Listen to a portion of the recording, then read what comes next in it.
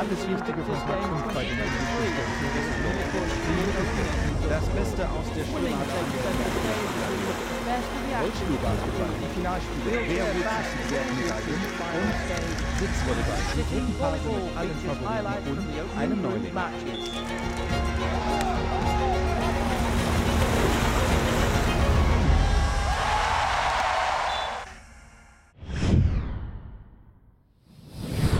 Start der Schwimmwettbewerbe bei den Invictus Games, die hier alle an einem Tag abgehalten werden. Wir beginnen mit den Vorläufen über 100 Meter Freistil in der Klasse ISC, also Athletinnen und Athleten mit Einschränkungen der oberen Gliedmaßen. Gestartet werden kann im Wasser oder Umwelt. Im ersten von 2 Vorläufen bei den Männern war es Alberto Almeida Arcinigas, der dominierte. Der Kolumbianer hatte bereits nach 50 Metern einen ausreichenden Vorsprung von über 2 Sekunden und zog sicher in das Finale.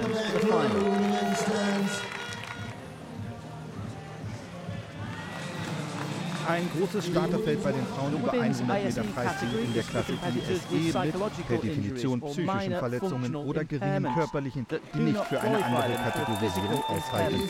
Nur die besten 2 jedes Laufes kommen ins Finale, plus die 2, die sich über die Zeit qualifizieren. In ihrem Vorlauf wurde die US-Amerikanerin Elena Ball mit großem Abstand Erste, aber auch die deutsche Julia Ivey konnte sich für das Finale qualifizieren. Die 50 Meter Rücken in der Klasse ISB für Athletinnen und Athleten mit Einschränkungen in den Beinen.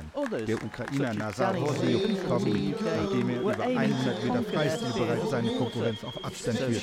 Dieser Rolle wurde er mehr als gerecht. Gewann in unter 46 Sekunden seinen Vorlauf.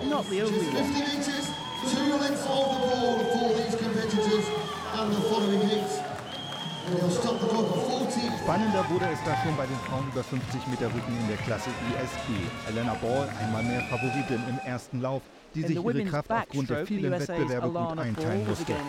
Sehr konzentriert, guter Rhythmus, kraftvoll.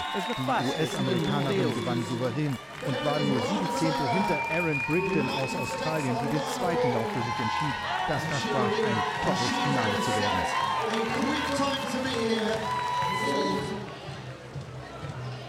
Bei den Männern über 50 Meter Freistil in der Klasse ISB musste der deutsche Armin Witzak auf Bahn 3 zunächst nur mindestens einen Konkurrenten hinter sich lassen, um ins Finale zu kommen. Auch in diesem Starterfeld starke Kolumbianer am Start, aber Witzak wollte das Finale sicher erreichen. In seinem Lauf kam er hinter den Kolumbianer Kanäle anderes Sanchez ins Ziel. 50 Meter Freistil der Frauen in der Klasse ISE. Die 2 Starterinnen von UK, Jenny Hartley und Rebecca York, bekamen beste Unterstützung und die brauchten sie auch, denn nur die Beste aus 3 Leuten plus 2 weitere, die sich über die Zeit qualifizieren konnten, kamen ins Finale. Es war ein spannender Vorlauf, in dem Rebecca York nach 25 Metern etwas absetzen konnte und das Rennen gewann. Auch Teamkollegin Jenny Hartley kam ins Finale dank einer guten Zeit.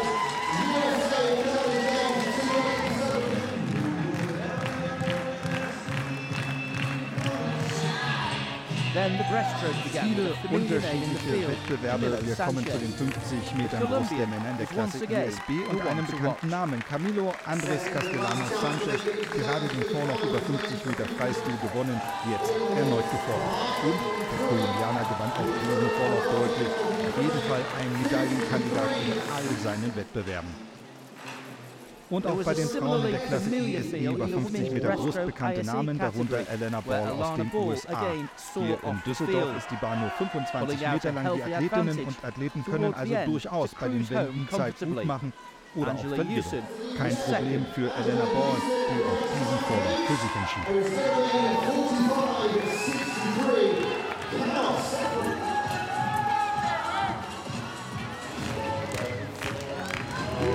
Das dänische Publikum jetzt genauso fordert ihre Mixed-Staffel über 50 Meter Freistil. Dänen mussten hoffen, sich über die Zeit fürs Finale zu qualifizieren, denn der zweite Lauf war stark besetzt. Männer und Frauen starten gemeinsam in dieser Mixed-Staffel. Ausschlaggebend ist ausschließlich die Klassifizierung der Athletinnen und Athleten. Die USA einmal mehr Favorit, aber das dänische Team beim ersten Wettbewerb noch auf Rang 2. Im weiteren Verlauf bauten die USA ihre Vorsprung kontinuierlich auf. Gewann vor Team UK und Belgien. Das dänische Team fiel zurück und konnte nicht mehr das Finale erreichen.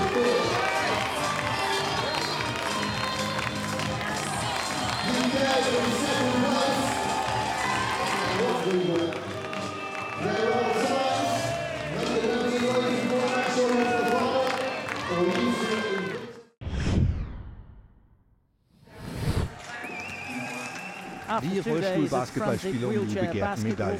Team Unconquered 1 hatte bislang in diesem Turnier nur ein Spiel verloren. Bitter für das deutsch-niederländische Team, dass es ausgerechnet das Halbfinale gegen Frankreich war. Immerhin wiegte die Chance auf Bronze im Spiel gegen das Vereinigte Königreich in den roten Trikots. Das konnte zunächst in Führung gehen. Team Unconquered 1 musste nachlegen, konnte mit 4 Punkten in Folge durch Kevin Christopher Koitka Druck aufbauen.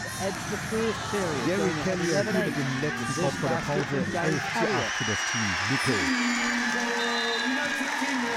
Party auf der Tribüne, ein Wunder. Es war bis hierhin ein begeisterndes Spiel. Die zweiten 15 Minuten, es blieb spannend. Wieder Koitka aus der Bewegung heraus, ein perfekter Wurf, keine Chance für den Verteidiger, der 12:14 anschloss. Dann aber verließ Team Unconquered 1 das Wurfglück und somit sollten die Punkte von Koitka die letzten in diesem Turnier sein. Bester Werfer für das Vereinigte Königreich in diesem Spiel machte 38 Sekunden vor Schluss den letzten Punkt. Mit diesem 23:12 holte sich das Vereinigte Königreich wie schon bei den letzten Spielen in Den Haag die Bronzemedaille, die von beiden Mannschaften gefeiert wurde. Das ist eben der Spirit der Invictus Games.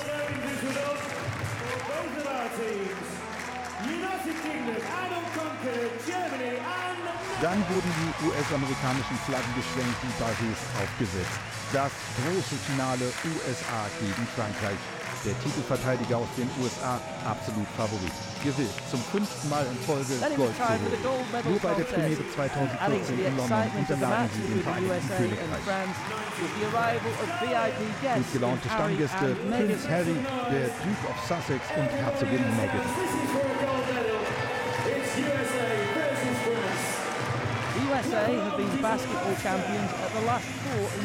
Die erste Hälfte, die USA begann ihren Triumphzug. Schnelles, cleveres Spiel, Carly James hier mit dem 6:0.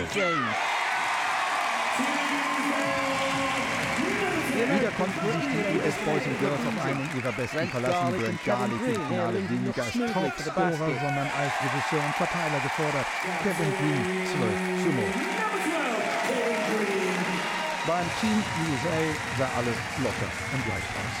Kurz vor Ende der ersten Hälfte kam Frankreich zu seinem ersten Spiel in gewinnten Punkten. Doch die Franzosen wussten schnell ihre Rolle in diesem Finale. Das hielt das Publikum nicht vom Feiern. Im wahrsten Sinne des Wortes ein Highlight im Licht der Show zur Pause.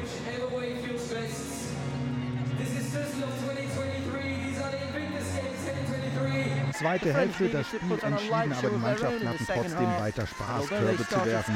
Daniel Portus 22:7. Ein bisschen wie ein Trainingsspiel zweier befreundeter Mannschaften. Frankreich spielte freundlich mit. Brice verkürzte noch einmal auf 11:27 aus Sicht der Franzosen. Mit 29:15 gewannen die USA Titel Nummer 5 in der Geschichte des Rollstuhl-Basketballs bei den Invictus Games in Folge.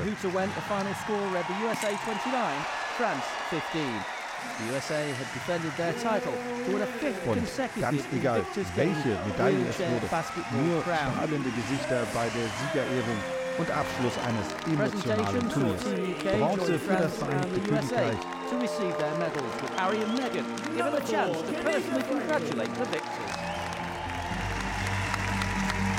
Silber für Frankreich.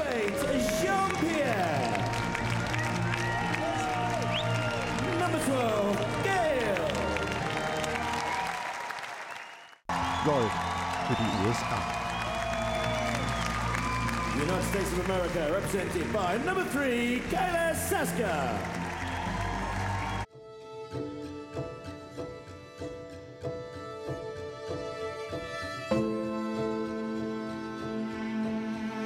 I'm Jules Grunewald. I'm from the Dutch national team. My injury is a shot wound in my right arm, and I'm playing sitting volleyball, and I'm 26 years old.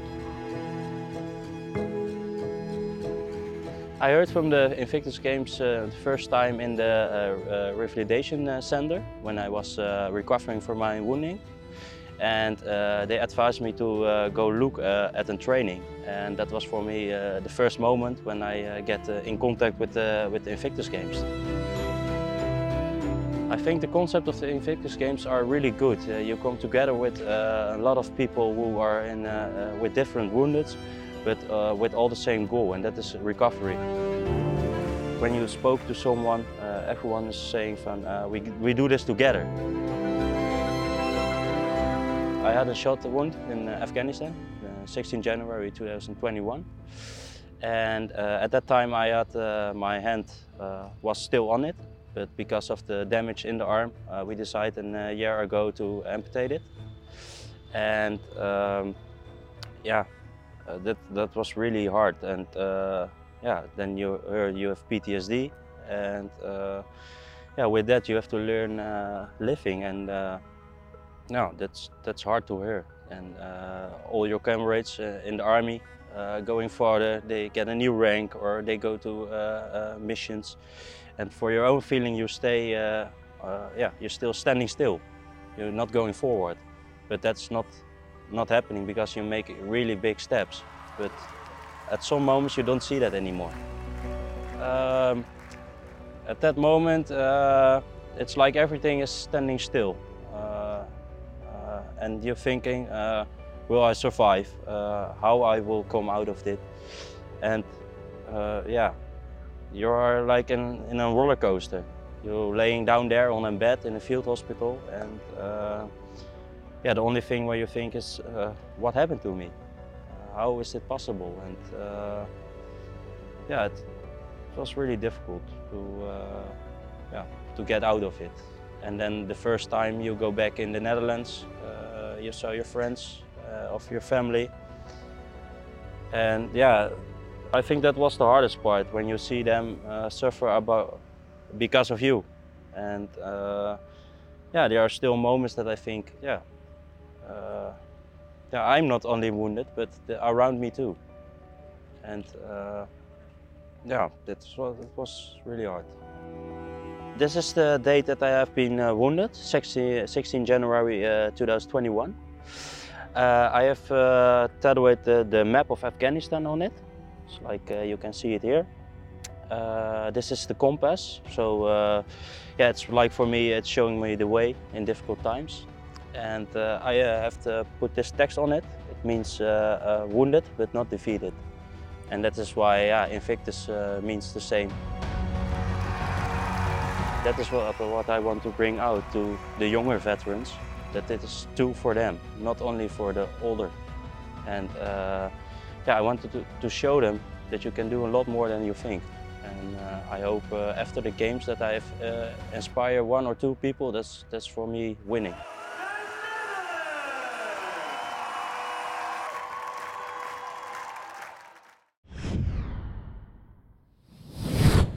Beim Sitzvolleyballturnier ging es am ersten Tag vor allem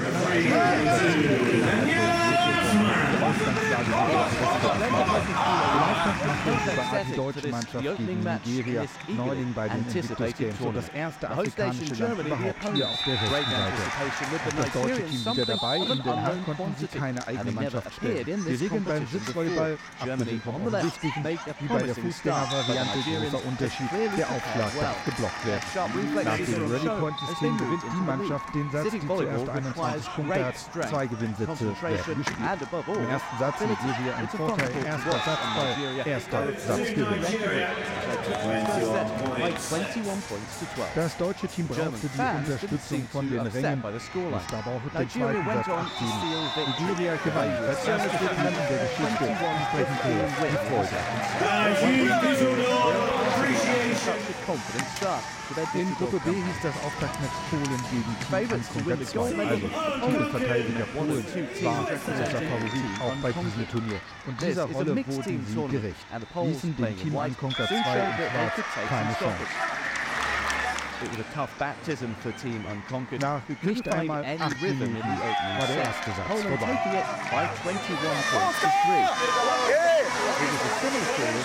in the second set, although Team Unconquered did mount a more sustained challenge, sharing in some excellent Der rallies. zweite sollte nicht viel länger gehen, Poland auch wenn prevails es though, einige and they're looking good sehenswerte bet to Ballwechsel go gab. all the way in the tournament.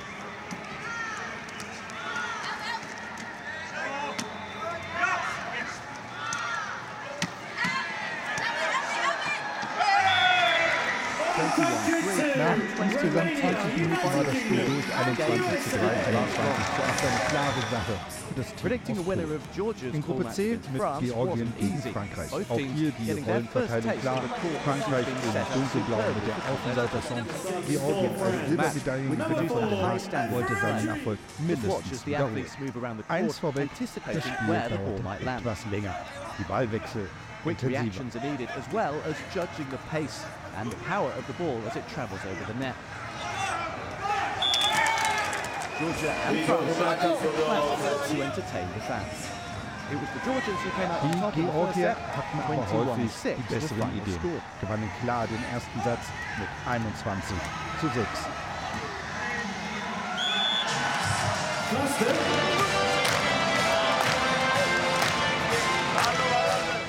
Once they were in control, the French Zweiter found it Satz, hard to find gleiches a way Bild. back. Georgien immer im Vorteil und mit den guten Ideen ein klarer 2:0 für das Team aus Georgien.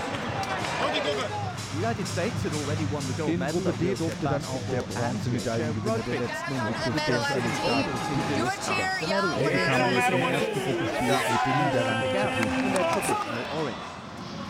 Confident about their hopes, but well aware of the power Justin of a James talented American hier mit team. einem exzellent gezielten Ball kurz vor die Grundlinie.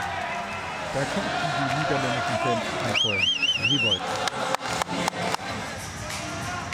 Satz bei USA beim Stand von 20:7 und gleich den ersten konnten sie erfolgreich gestalten. The USA lives up to expectations. Because I understand there are a lot of Dutchies out there.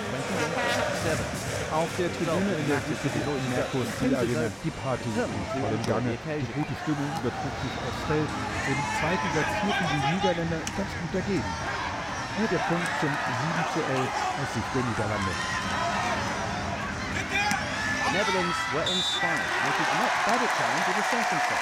However, they couldn't change the pattern of the game. Die US-Amerikaner aber ein zu starker Gegner. to run out worthy winners 20:12 after an Satz bei enthralling USA. game of sitting volleyball. Luis Grunewald muss improvisieren, der Ball landet im Aus 21:7, 21:12.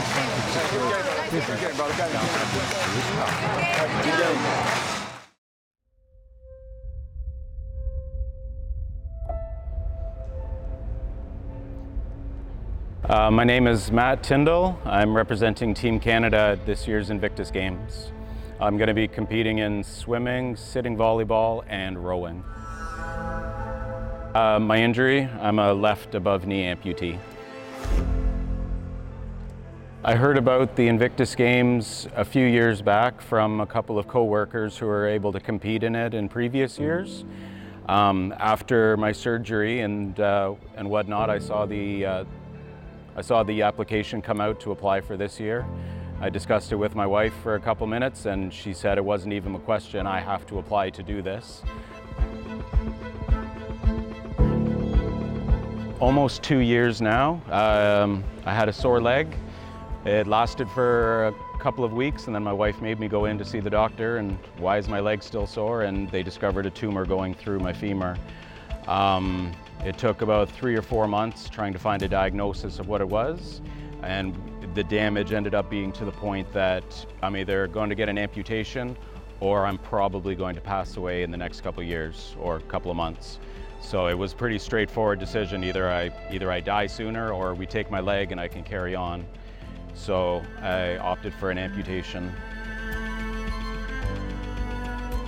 It's in dark times for sure, why me and that, but it was outside of I didn't have any control over it. It's not like there was a car accident where if I had taken that turn or if I had slowed down or something. And all the physicians, the specialists, like oncology and whatnot, they're like, it was a roll of the dice. You have bad luck, I'm sorry. It just happened, so. My youngest daughter, she's 9 now, so I guess she was 7 at the time. When I told her that, hey, I'm going to be losing my leg on November 2nd this year, she just, oh, that's fine. And she went and played or whatnot. And then she came back a little while later and she goes, Dad, I think I'm sad. And it was very bizarre. Like, she was very vocal about this, like not crying, but just like, I'm sad. I'm like, okay, well, tell me about why you're sad. And she's like, well, Halloween is October 31st and you're losing your leg on November 2nd. So you can't dress as a pirate this year for Halloween. It just pure and wonderful thing coming out of her. You know, it's like, okay, Dad's gonna lose his leg, that's it. Oh shoot, he doesn't get to be a pirate this year. I have to wait till next year to build myself a peg leg and be a pirate. So.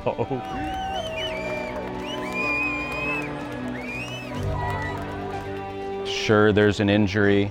Yes, it's weird, right? Like, this is different. You don't see, like in our community, we don't see a lot of amputees or visually disabled looking people around. Trying to normalize it and just live a normal lifestyle. Can still go hiking, I can still motorbike, I can still bicycle, and just normalizing the injury and normalizing the situation that, sure, it's different, but it doesn't have to be, you don't have to shy away from it. It doesn't have to take over your life. I think I'm going to expect after the games that I've learned that I can do this. This will be my first competition since taking my leg. I think it's going to be a big day, but proving to myself, it's like, yes, I can still compete, regardless of what position I might get and where my hierarchy will be and how well I did at stacking up against other countries. But proving to myself that, yes, I can still do this, and then build from there.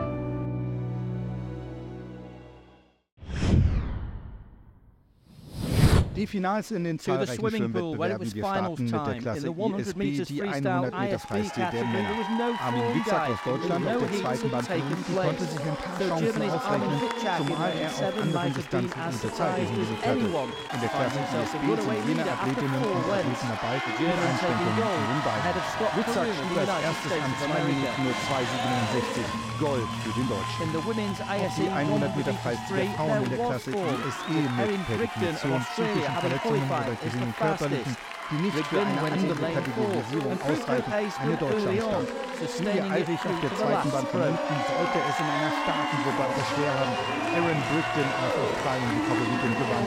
Julia Eirich wurde Sechste. Bei den Männern in der Klasse ISB über 50 Meter Rücken der Kolumbianer Camilo Andres Castellanos Sanchez Favorit. Von allen Vorläufen hatte er die beste Zeit abgeliefert. Noch vor der ersten Wende nach 25 Metern hatte der Mann aus Kolumbien sich einen Vorsprung erschwommen. Es sollte ein ungefährdeter Sieg werden. Ein großer Erfolg für Kolumbien, Neuling bei den Invictus Games. 50 Meter Freistil, das Finale der Männer in der Klasse ISC mit Beeinträchtigungen der oberen Gliedmaßen. Nazar Wozniuk aus der Ukraine auf Bahn 5 lieferte sich einen spannenden Zweikampf mit Alberto Almeida Arciniegas aus Kolumbien hier auf Bahn 4. Nach 50 Metern hatte der Ukrainer einen hauchdünnen Vorsprung und holte Gold. Da schunkelte auch der Typ Harry aus and Meghan der found their Tribüne mit. places in the Woanders kommt stands, man while einem Heather Prinzen Seelover so of nah the nicht. United States of America Die 50 was Meter adamant Freistil der she'd Frauen find in der her Klasse place on the ISC podium in the sollte 50 eine meters deutliche free. Angelegenheit And she werden. did just Heather that. Seelover aus den USA hatte im Ziel über 20 Sekunden Vorsprung auf ihre Konkurrentinnen.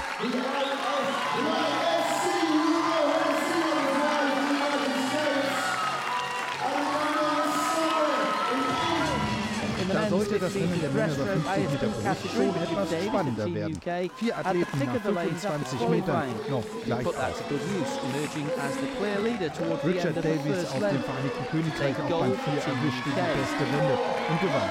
Marius Teifers aus Belgien wurde im Nachhinein disqualifiziert. Shalom Sansouri aus Israel holte somit Silber vor Cooper Blackwood. Mit Spannung wurde die 4x50 Meter Mixed-Freistil-Staffel erwartet.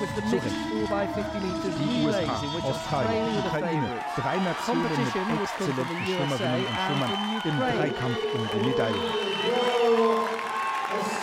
Australien übernahm die Führung. Hatte beim ersten Wechsel knapp 5 Sekunden Vorsprung.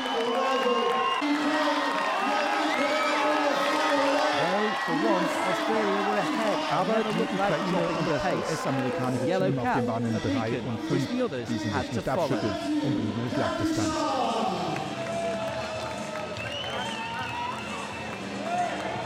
Cooper Blackwood, der letzte Australier, die letzte Wende, noch einmal mit kraftvollem Abstoßen.